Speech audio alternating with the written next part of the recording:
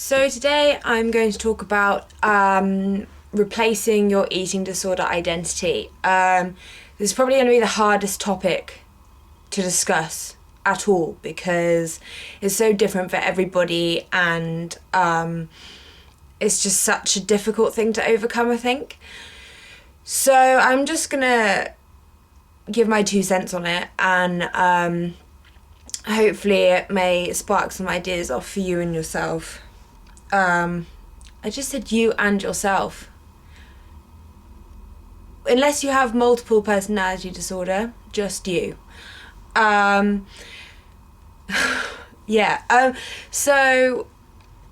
having an eating disorder as your identity, now most of us experience that kind of taking over of our personality, and having the eating disorder just kind of completely consuming you and then becoming your identity. And for some reason it's really, really difficult to get rid of that identity and replace it with other things. Or even if you do replace it, you still feel like you missed that eating disorder identity and want it back. And somehow this is important to us. But I was kind of thinking about, why is it important that we use our eating disorder as a massive part of our identity? Why does it become important to us that we maintain this identity as the sick person or the person with an eating disorder? And I suppose it's to do with being vulnerable and needing help. And if you let go of that and you're not that person anymore, then you don't, obviously it's not apparent to other people that you need help or support or whatever it is. And I also suppose that the eating disorder itself obviously brings out quite a lot of comforting things, I suppose, like having a sense of achievement or being in control or being able to numb your emotions or things like that. And I suppose though that's not really the positive symptoms of having an eating disorder. Obviously they're not actually positive, but they seem positive at the time. But I suppose that's not really to do with the actual identity. But I was thinking about it, and obviously I still have that feeling where my identity is tied in with my eating disorder, and I find it really difficult to try and tear those two apart and just become fully myself without this eating disorder thing. But I was trying to think about it like logically, and I just think that, like, why do I want this to be part of my identity? Great, so I was really good at starving myself and killing myself slowly. That's not exactly good. Why would I want that to be part of my identity? I don't. But I don't know what it is about it that I still kind of link it with myself and want to link it with myself. But I think that you have to realise that your personality and what makes you up is far, far more important and more valuable than an eating disorder ever could be, you know? Like, I don't want to be defined by my eating disorder as a person. It already contradicts what I said before, but I don't want to be, you know, the girl with the eating disorder. I want to be the girl who likes to take photographs, the girl who likes to write poetry, the girl who likes to read and is a massive movie buff and really is interested into feminism and social politics, and girl who likes to walk in the countryside and take photos in the countryside and hang out with her friends and you know, all the different parts that make me up that are actually interesting and worthwhile and valuable, not the fact that I could eat barely anything in one day. You know, that's not actually valuable. It doesn't contribute anything positive to anyone or the world or society or anything at all. It's not positive when I think about it in a logical, rational way. And I would never want to be just defined by an eating disorder, because I already have been, and it took my entire personality and myself away, and I was literally just a walking eating disorder.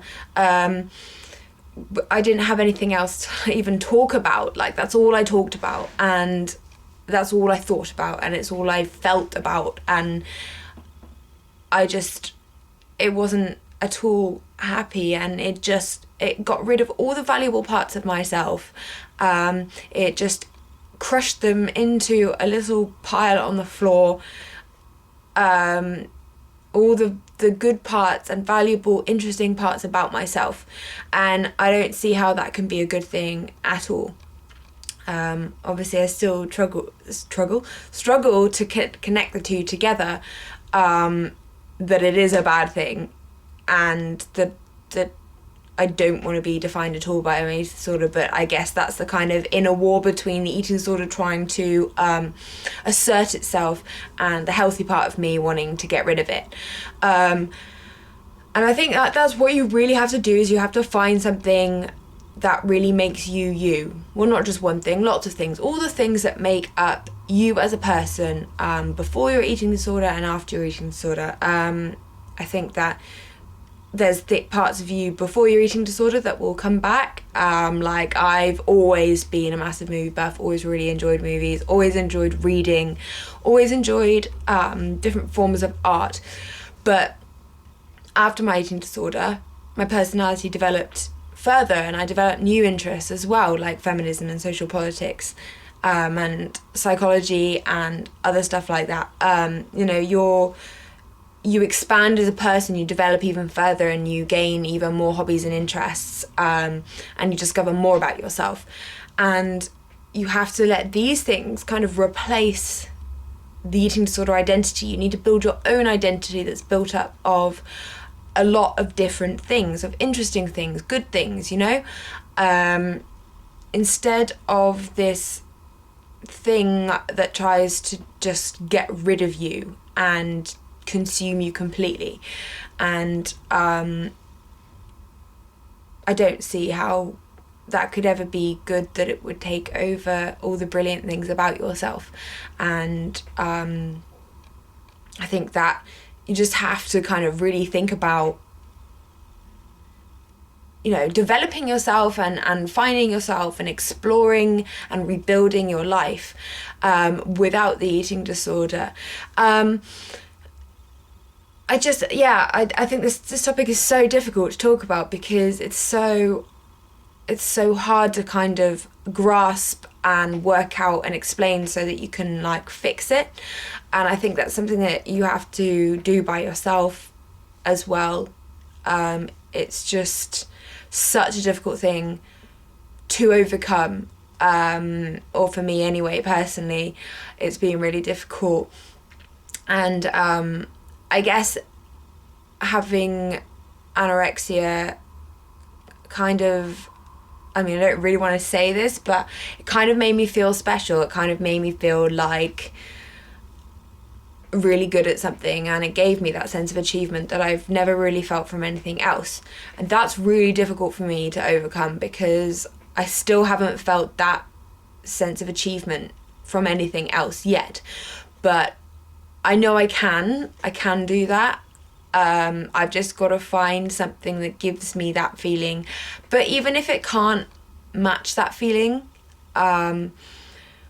it's not really worth having an eating disorder for that feeling, if you know what I mean. Like, even if nothing could ever match that sense of achievement, I may always miss that feeling of the sense of achievement, but it's never worth even having that sense of achievement if I'm going to, you know, just ruin my entire life, ruin my body, ruin my mind ruin my personality, ruin my relationships, just ruin everything, that it's not worth all the shit that comes with it. And I'd rather have minor senses of achievement from lots of other things than just that sense of achievement from that. It is difficult though, and I still have issues kind of coming to terms with that. But, you know, like, I'll probably find something in the future that will give me that sense of achievement. And as I said, even if it doesn't, it's not worth, you know, killing myself for. And it's not worth you killing yourself for and living in constant misery for that sense of control or achievement or whatever it is that you're doing this for.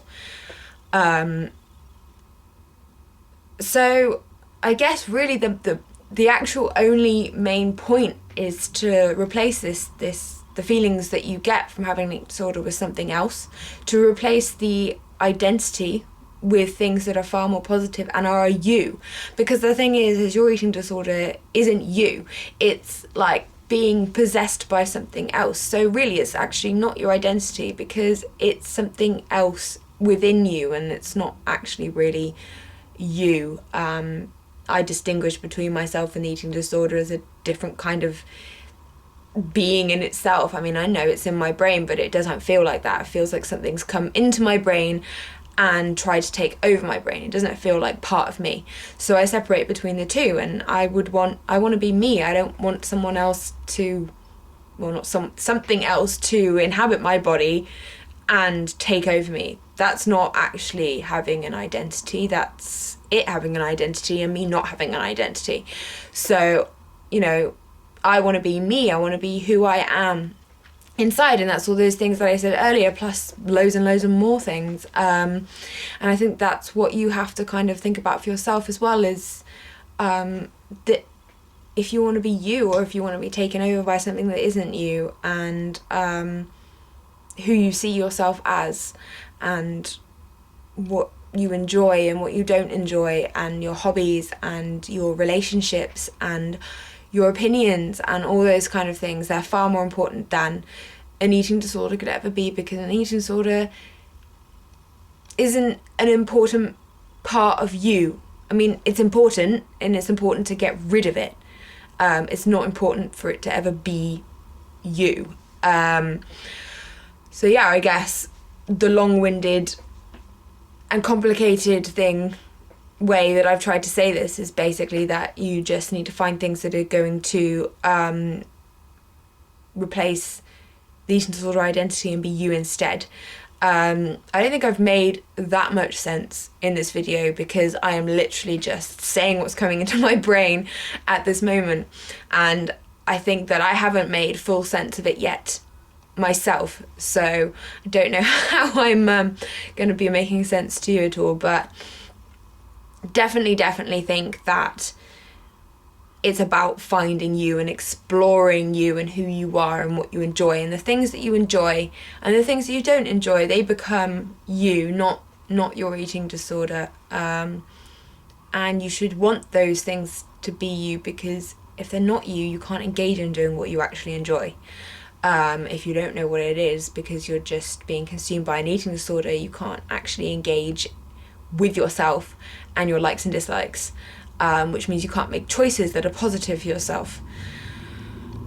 But yeah, I hope I made some kind of sense in that, and I probably will do another video on this in months to come, when I've thought it through a bit more clearly and have maybe worked it out for myself. I mean, this was requested by someone quite a while ago, so I thought it was definitely time to kind of try and say what I felt about this topic and explain it as positively and as much detail as I can, but obviously I can only say what I've worked out so far. So obviously if I do find a bit more clarity on the subject, I will definitely make another video, but for now I do stand by what I say, even if I haven't been able to